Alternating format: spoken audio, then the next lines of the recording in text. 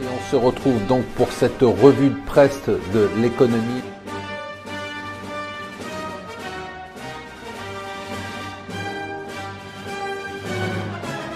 Bonjour et bienvenue sur Mon Financier pour la revue de presse de l'Écho. Nous sommes le mardi 7 novembre et c'est l'anniversaire des 6 mois, selon les Échos, d'Emmanuel Macron. Alors c'est compliqué cette période pour les gens comme moi qui aiment bien critiquer parce qu'il y a un consensus sur ces 6 premiers mois.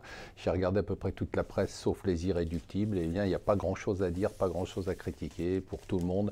Ces 6 mois ont été 6 bons mois avec beaucoup de réformes, beaucoup de choses qui avaient été promises et qui ont été faites. Voilà, il n'y a presque rien à dire. J'ai envie de dire malheureusement, mais on peut dire heureusement quand même parce que ce qui est bon pour la France est bon pour nous. Le deal du jour, c'est, selon le Financial Times, ce deal de tentative de rachat hostile de Broadcom sur son archi-rival américain Qualcomm. On est dans le monde des semi-conducteurs et des puces pour mobile. On parle d'une transaction de 130 milliards de dollars, ça serait un record dans le domaine de la tech, donc ça fait bien évidemment la une de Wall Street. Ce qui fait la une aussi, c'est la hausse du pétrole qui continue. On est au-dessus de 57 dollars sur le brut américain, au-dessus de 64 dollars sur le Brent.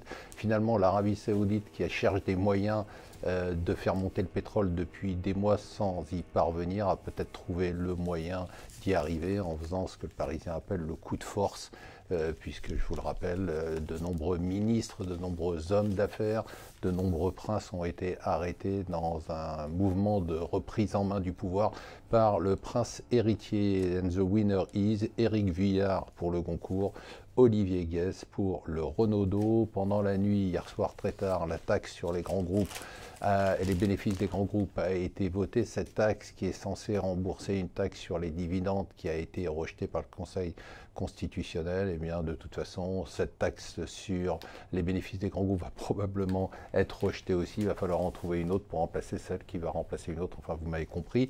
Et enfin, les marchés, tous les jours se suivent et se ressemblent.